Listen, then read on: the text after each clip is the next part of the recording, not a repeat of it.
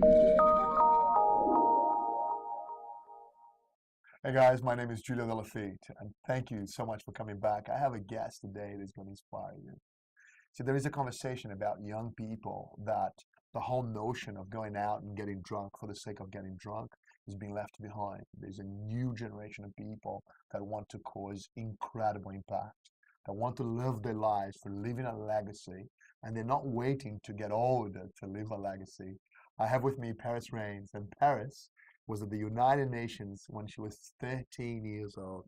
Now, Parrys, tell me, the story goes that your mom wanted to put sunscreen on you, and then tell us a little bit what happened when you were 6, I right? was 6, right? Yeah. Uh-huh. So I used to dislike putting sunscreen on, and I said, "Mum, why do I have to wear sunscreen?" And she said, "Well, there's a hole in the ozone layer," and I didn't really understand too much about that. It was quite scientific, and so I became really curious and started to do my own research. Uh-huh. And I realized that a lot of information out there was pretty scientific and hard to understand. So when I went back and did some more research, I realized that I'm sure there's other young people like me out there that are experiencing the same thing. So when I was 14, Uh-huh. I started my Climate Girl website, which I used to Climate, 14, you created a website called Climate Girl. Climate Girl. Got it.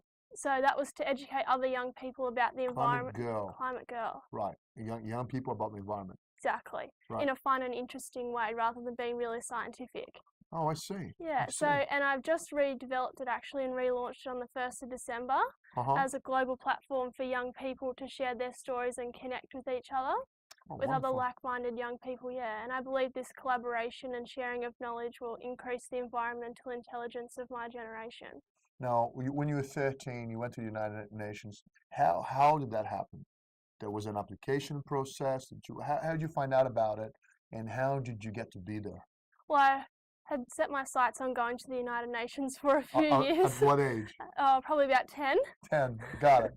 And so I saw, it's called the United Nations Environment Program. They have youth conferences they run.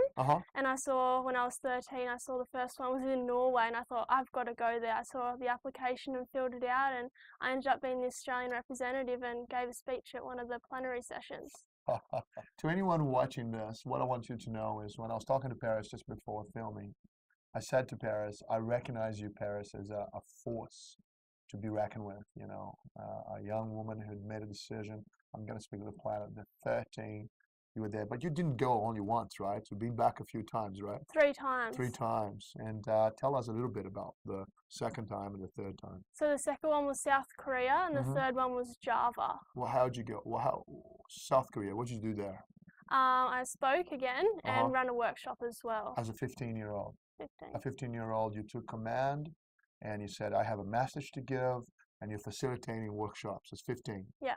How do people relate to you? Well, at the conference, there was a lot of other young people that were pretty excited to see me getting up and speaking and running workshops as well. So it was great. I think peer-to-peer learning is a really important characteristic, especially at these sort of conferences, so other young people can relate to each other. So I think they think if I'm doing it, they can do it as well. Oh, beautiful. And then you went again to? Java. Java, right. Yeah. And the same thing, ran a workshop and spoke. Is that right? And how old were you when you did Java? 17. 17. And so tell me a little bit more about, if I want to find more about the environment, I want to be a cause for this, how do I find you? How do I find your website? It's just www.climategirl.com.au. If you're in a boat with 100 entrepreneurs and that want to get to the future first, that they want to be cause on the planet, what do you think you're going to get out of this? Well, I want to build my Climate Girl business into a world-leading sustainable business. So I think these are the best people for the job to help me do that. Got it. Yeah, so I think... So you basically want to be with a bunch of entrepreneurs, take your platform to a business sense, and people that have been there, done that, come in, collaborate with you, help you to do so, and take it to the next level. Exactly. It's something I won't learn at university, so... Yeah. I was also talking to you a little bit about, you know, going out and getting smashed and just drinking for the sake of drinking. And people call those things initiation processes, right? Where they become part of a group of people and drink up. It's all part of a cultural conversation. But you are of the belief But these days are kind of starting to fade away. Yeah. And there's a lot of young people saying, hold on a second, we are the guardians of the future of the planet.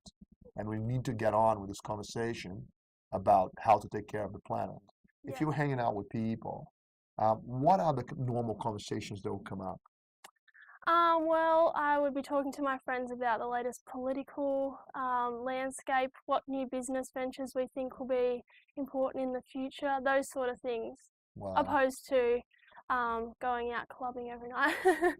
So you're already looking for trends to see what kind of businesses are coming out, and what best platforms to actually engage with, have your message out. Yeah. What do your parents think about all this? I think they're pretty proud. Yeah? Yeah.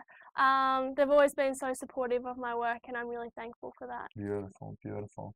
And let me just ask you something else.